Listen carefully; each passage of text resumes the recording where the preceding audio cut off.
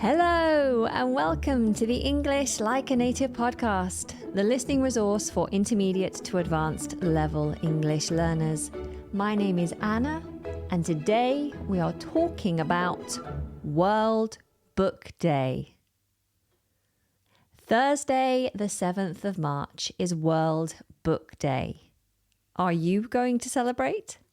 If so, how? Perhaps every day is a book day for you. Chance would be a fine thing. It's not easy to find time to get into a novel these days, I know. Nevertheless, we at Elan wanted to take the opportunity to recommend some books that we think are well worth the effort of finding the time to read every day, or every other day at least. Our first book, A Week in December by Sebastian Faulks, 2007. I think that the best way for me to introduce this book is by mentioning something that the author said in a magazine interview. He said that one day he had found his teenage son watching a football match on TV while playing fantasy football on his laptop. Fantasy football is a game where participants create their own imaginary teams online. The teams score points according to the performance of the real players in the real games. When Faulks saw that the fantasy game was more important to his son than the real game, he realised that in contemporary life, many of us desire to live our lives one step away from traditional reality. You'll find examples of this throughout the novel. The financial market manipulator who has lost all emotional connection with his family. The tube train driver who escapes into literary novels and parallel life games on the internet. The son of a successful Asian businessman who has been radicalized and plans to commit a terrorist attack on a hospital.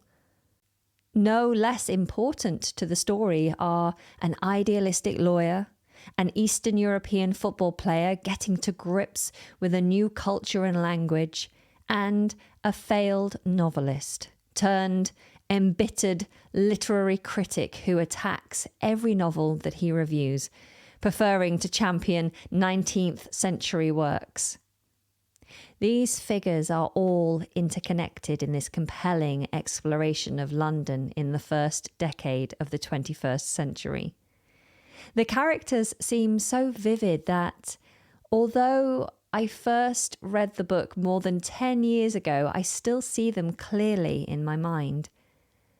Sebastian Faulks skillfully weaves their stories together with a convincing narrative and memorable observations.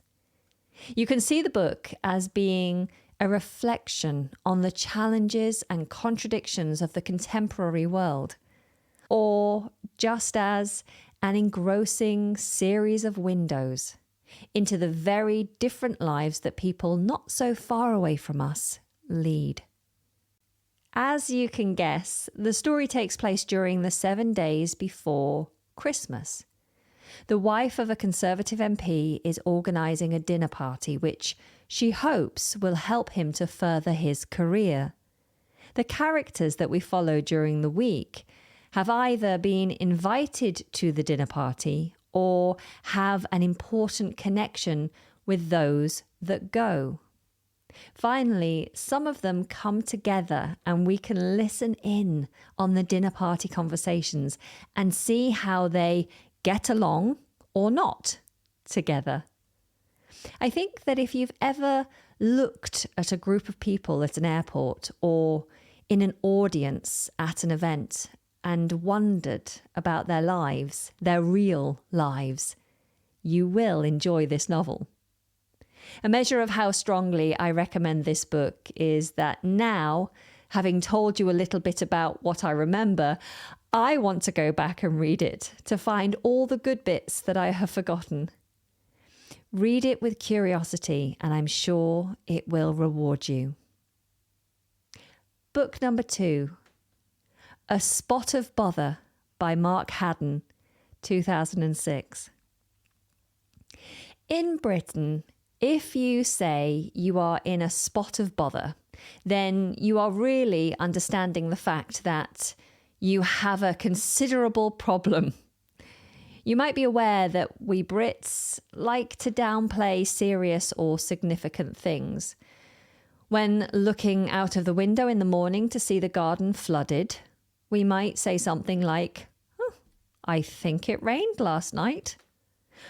Or perhaps you've seen the sketch in the film Monty Python and the Holy Grail, where the White Knight cuts off the Black Knight's arm with his sword.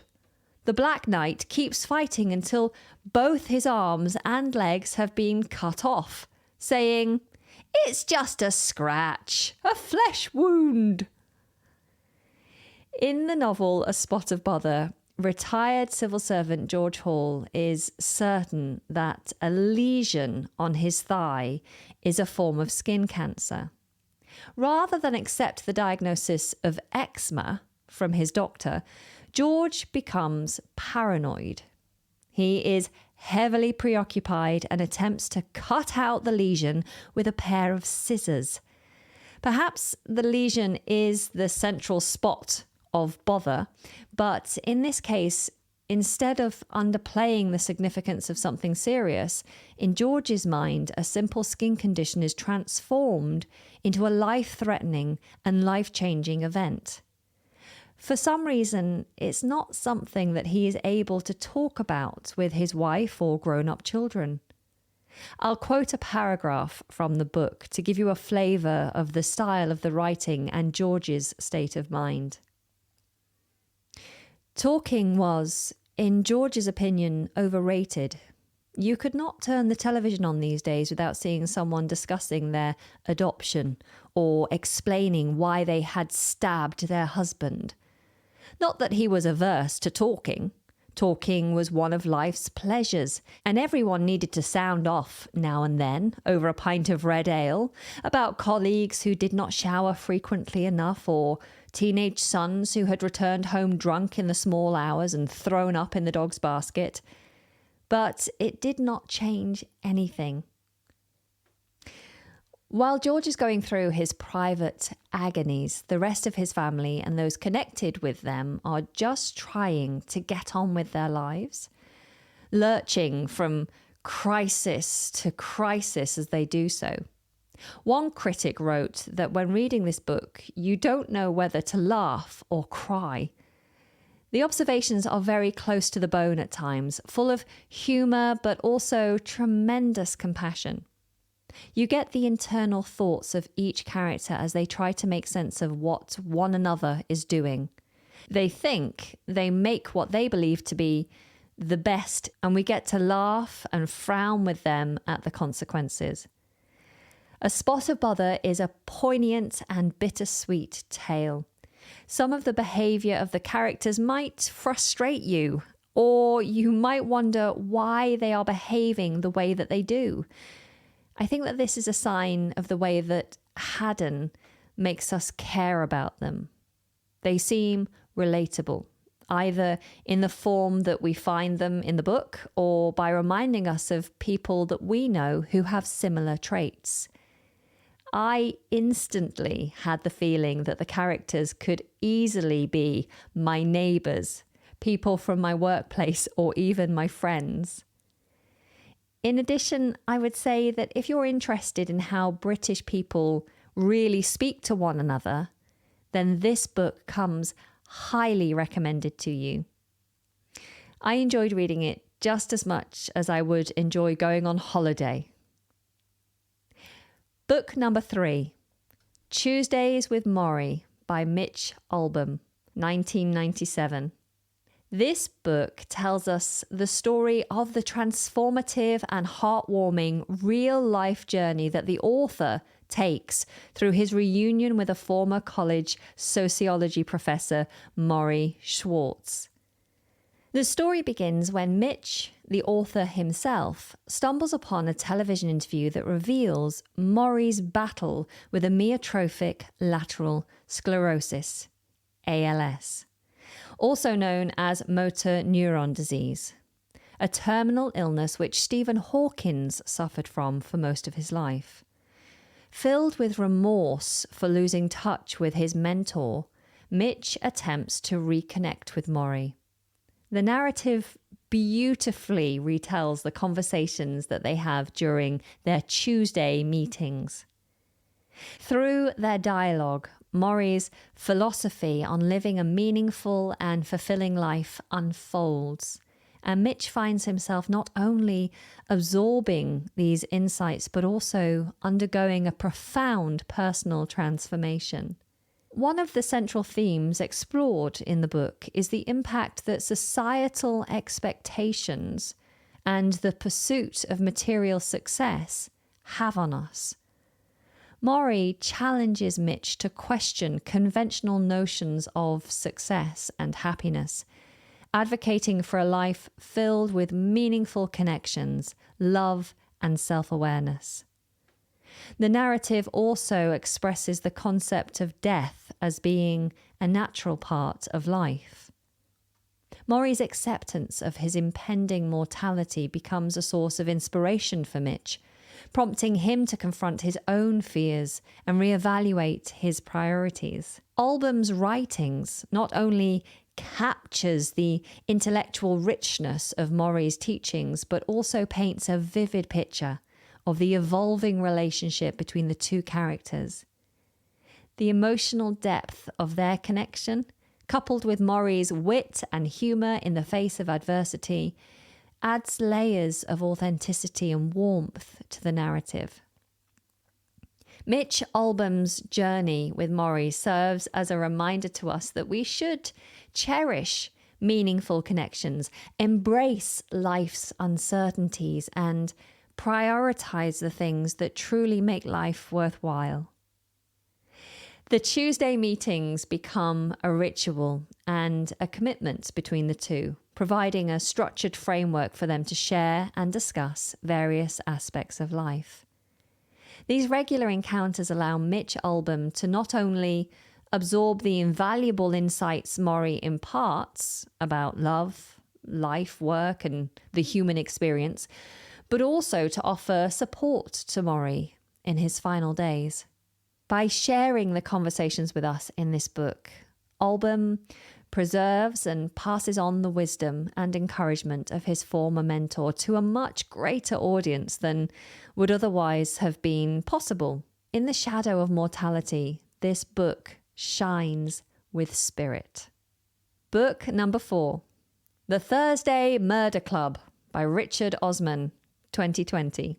Another book with a day of the week in the title, and another book rich in characters and authentic everyday language. This time, though, we have a murder to investigate, or rather, the elderly residents of the fictional Cooper's Chase retirement village do.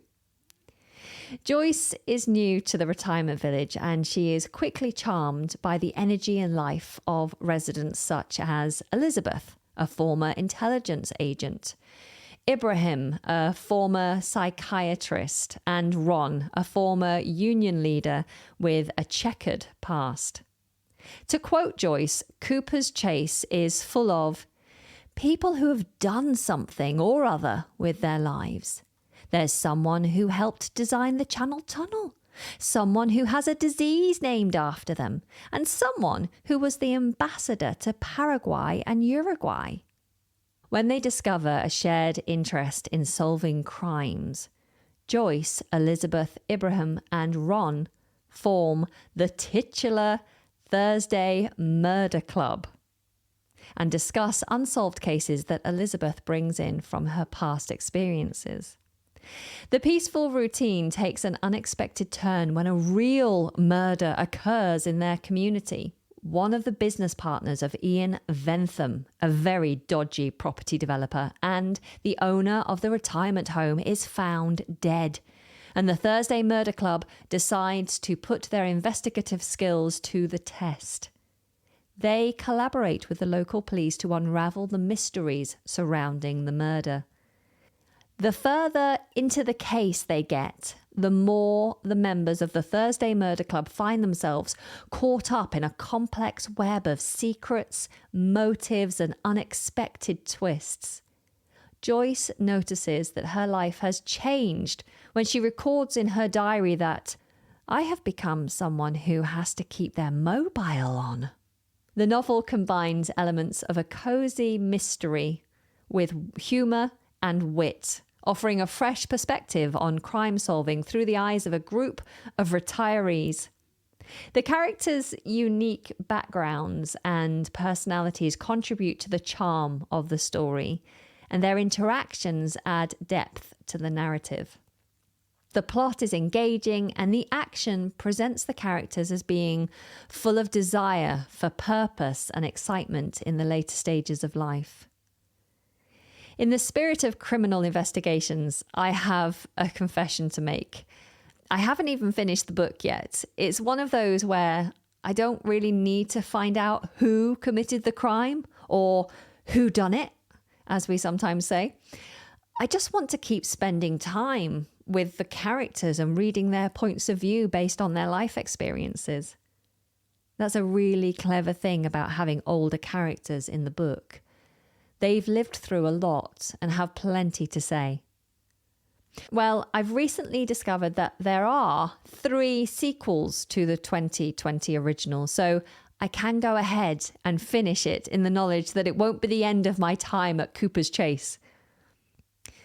Before I go back to the first novel in this shortlist, 1 Week in December by Sebastian Faulks, I'll get back into the Thursday Murder Club. I hope these descriptions have whetted your appetite for World Book Day. Whatever you choose to read, don't forget that reading in English is a great way to improve your language skills and to have a good time. Whether you want a murder mystery, a philosophical work, a look at contemporary life, or just a damn good laugh, there's something for everyone every day in the world of books. And if you have any suggestions, then feel free to share with us. Until next time, I hope you have a wonderful rest of your day. Take care and goodbye.